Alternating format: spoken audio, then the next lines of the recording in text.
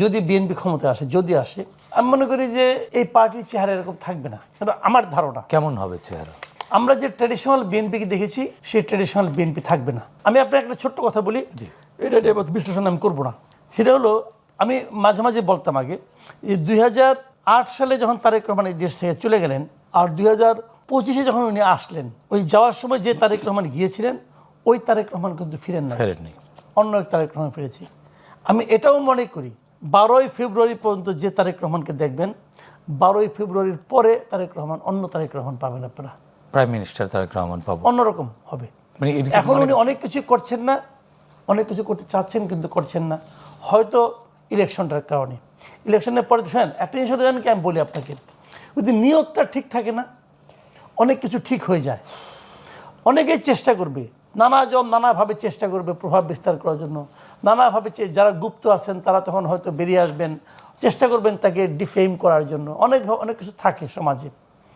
কিন্তু যদি লোকটা যদি ঠিক থাকে, সে যদি ভাবে আমার কিছু চাওয়া পাওয়ার নাই, আমি এগুলি করতে দেব না, যদি উনি সিদ্ধান্ত নেন, ভালো লোক ওনার কাছে কিন্তু এসে জুটে যাবে। এখন যারা আছেন তাদের কি ভালো মনে হচ্ছে না? সবাইকে ভালো মনে হচ্ছে না। মানে জুটতে হবে কেন? এরাও তো ভালো।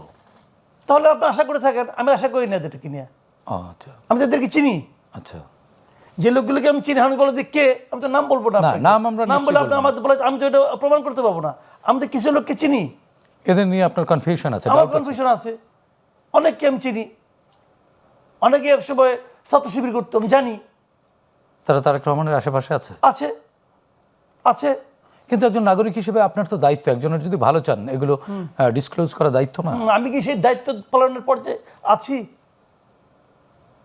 নাগরিক তো আপনি। নাগরিক তো, এই জন্য আমি আমার সন্দেহ কথাটা প্রকাশ করলাম। এখন খুঁজে দেখার দায়িত্ব ওনাদের। আমি ওনাকে ইনফর্ম করলাম যে আপনি দেখেন, উনি আমার কথা শোনার তো কোনো দরকার নাই, উনি জাজ করবেন, ওনার লোক দিয়ে জাজ করবেন। কাজে এটা তো এইভাবে কোনো সমস্যা না, তো এই সমাধান হয়ে যাবে। সন্দেহটা করা মানে কি? আপনি অস্বস্তি বোধ করছেন, আমি সেই অস্বস্তি কথাটা ইনফর্ম করলাম, উনি দেখবেন। শুনেন, আপনি আর কি হাইপোথেটিক্যালি ভাবেন, আওয়ামী লীগের মতো দল, সেই দলে গুপ্ত জামাত ছিল না? ছিল, এখন প্রকাশ হয়েছে। আওয়ামী লীগের সঙ্গে শিবিরের কোনো মিল কখনো ছিল? জামাতের কোনো মিল কখনো ছিল? ছিল না। তারপরে যখন ছিল, যদি আওয়ামী লীগে থাকতে পারে তো বিএনপিতে থাকতে পারবে না কেন? তার মানে আপনি কি বিএনপিতেও গুপ্ত রাজনীতি? অবশ্যই আছে, অবশ্যই আছে। আমি এই একটা সিম্পলি, আমি তো বললাম, আমি আপনাকে সিম্পলি কোয়েশন দিলাম। আমি একটা কথা বলি আপনাকে, ছাত্র দলের সভাপতি রাকিবুল ইসলাম রাকিব একবার একটা কথা বলছিল, এটা অনেকেই কিন্তু এটাকে পাত্তা দেয় নাই।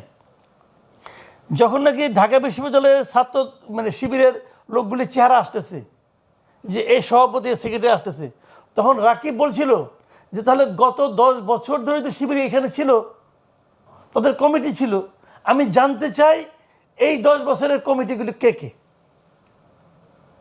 শিবির সেই কমিটির নাম প্রকাশ করছে? করে নাই কেন? এটা তাদের কৌশল। কৌশল না, এটা হলো তাদের মুনাফিকি।